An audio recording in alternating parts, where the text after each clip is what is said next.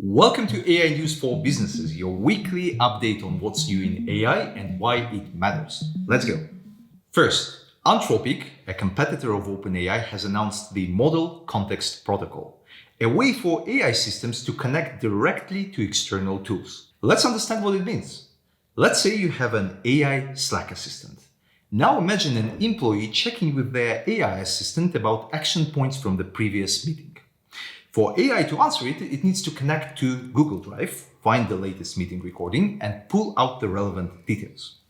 Right now, developers have to write custom code to make these connections to tools like Google Drive. The same problem is being solved by hundreds of developers around the world.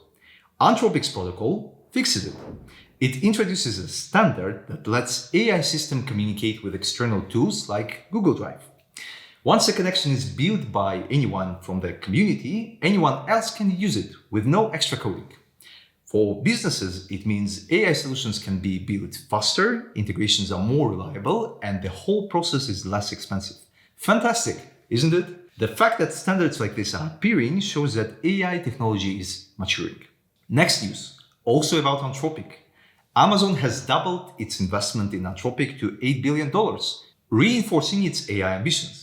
By the way, Anthropic is so big now, even with these investments, Amazon remains a minority partner. I wanted to bring up this news because many businesses equate AI to OpenAI, but that's not a full picture. Anthropic, backed by major players like Amazon and Google, offers AI models that, in my experience, in some cases are even outperforming OpenAI. The key takeaway for business leaders is this. When evaluating AI platforms, consider both Anthropic and OpenAI to find the best fit for your needs. Both companies are leaders in the field, producing advanced large language models and continuously pushing the boundaries of innovation. Next, another AI lawsuit. Some of Canada's largest media companies are suing OpenAI, claiming that their work was used without permissions to train ChatGPT. They argue that their well-written content created with significant effort was taken without payments and consent. OpenAI has faced similar lawsuits in the United States. The New York Times, for example, sued OpenAI for exact same thing, training large language models without permission on their dataset. These companies are seeking compensations for unauthorized use of their content and are even calling for the possibilities of shutting down ChatGPT entirely. Now, these kind of lawsuits aren't new in tech, and I don't believe for a single second that this will shut down OpenAI. Such cases happen often and rarely lead to major consequences. What's worth noting is that most of the public internet has already been scanned to train AI models. Now, AI companies are looking for high-quality data to improve these systems further. News organizations are heavily affected because their content is some of the most valuable for AI's training. This is also why OpenAI has started forming partnerships and buying data from major publishers like the Associated Press. At the same time, some experts in AI space believe that we may have reached the limit where more data leads to better AI.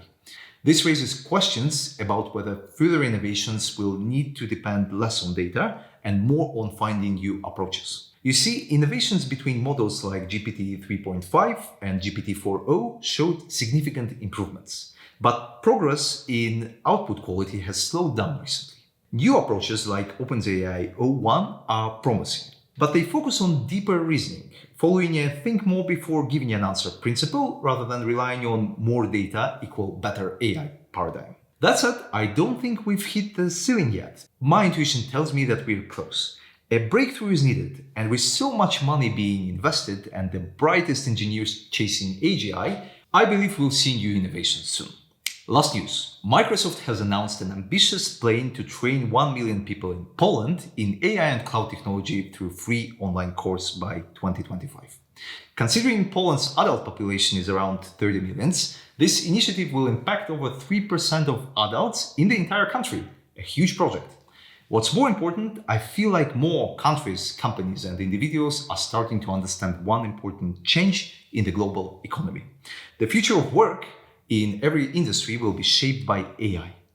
AI literacy is slowly shifting from being a competitive advantage to becoming a core must-have skill.